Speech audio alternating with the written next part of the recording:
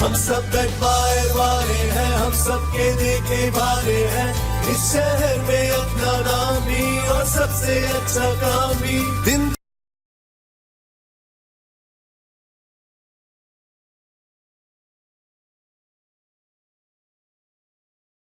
and organising, so specifically looking at the organisation.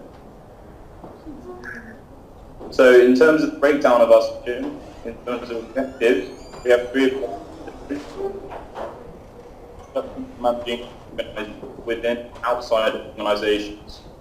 The second one is to identify the three basic concepts of the rational solution, and the third one is to explore the first concept, structure and bureaucracy, including examples in practice, critique, features and weaknesses. So how will we measure our success in terms of we've learned today in the lecture? So at the end, we'll review what we've covered in the lecture and reference to the objectives above. This is so, because I believe it's important to identify how well we've achieved our objectives, to understand the structure, material, out, either bad or. So let's get into it then. So first of all, thinking past and present, managing and organising. So people have always been managed and organised throughout history. Can you think of an example yourself? So when I think of it, I can think of, pyramids, tribal societies, the Romans. So thinking back hundreds of years ago, thinking the society structure activities and labour in order to survive. Do you think that we would be where we are today just by randomly working in all different directions? So the 20th century onwards, large-scale organisations bring their own particular organisation control.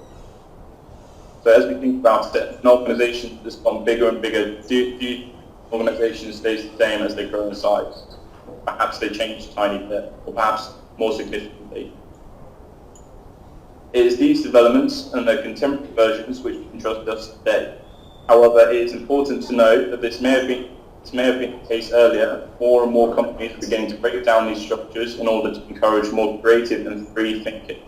For example, let's think of creative companies such as creative marketing and advertising organisations.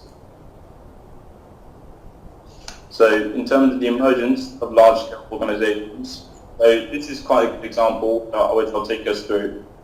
So let's say, for example, in 1900, let's take a step back, sorry. So there was an independent commodity production, family structure, which is means of production.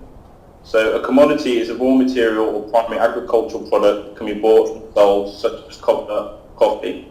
So let's take coffee as the example in this case. So in the start, a family-run business would start producing coffee on their own. No workers, only the family. Managing and organising this workforce would be relatively simple, since the workforce would be able to be small and typically have strong working relationships working with each other. Okay? So if we move on, so let's say another 50 years, our coffee business is now, or the business for this family is now worth $10,000. As the demand grew, the family would build a factory to increase supply.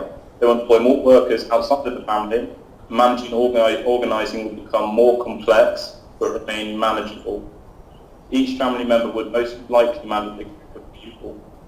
So here we're talking about, early factories, entrepreneurial, but it's still face-to-face control. So yes, it's a bit more complex, but at the same time, it's still not super complex. Still that element of face-to-face control between, the members of the family and the workers that fall over. So let's move forward another 50 years. So now we're in the year 2000. Let's say the business is now worth $100,000. So now there'll start to be issues of control as the organisation grows in size and gets even bigger. So as the demand for coffee grew massively more, as we just said, the business is now gone from $10,000 50 years ago to $100,000 now. Family would now face issues regarding managing and organising due to the sheer increase in size of their operation.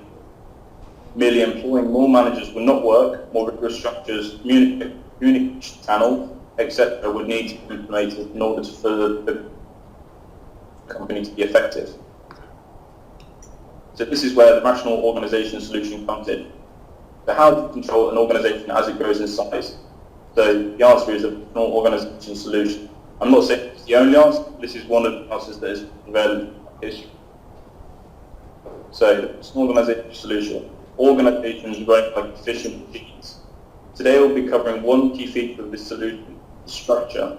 This is the bureaucratic design of the organization, but it's important to note actually two other features: work tasks, rational work design, and third one, McDonaldization.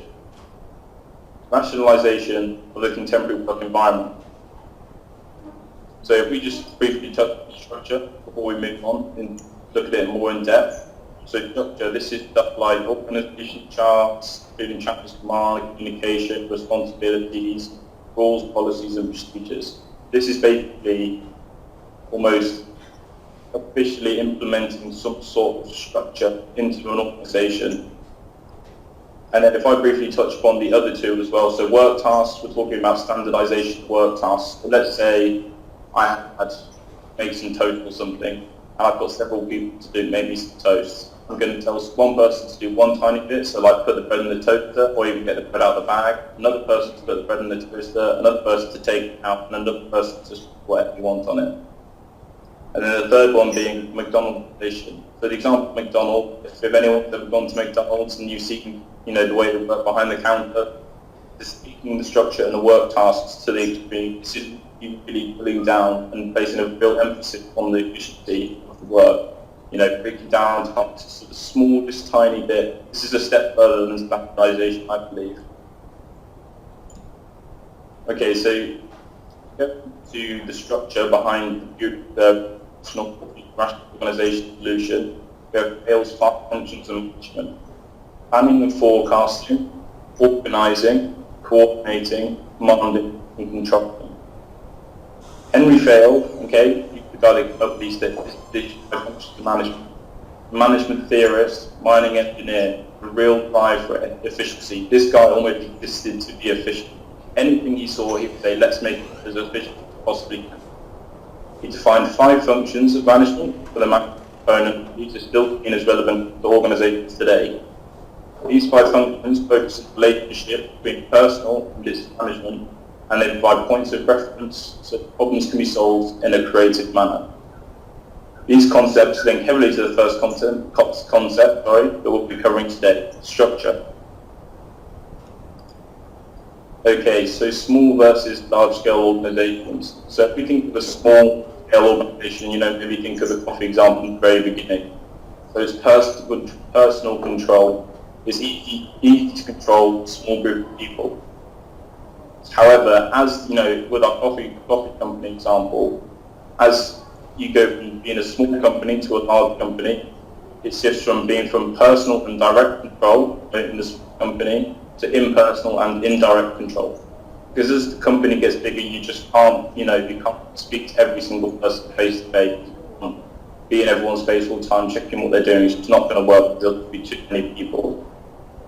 So let's think, let's try and, maybe use an example to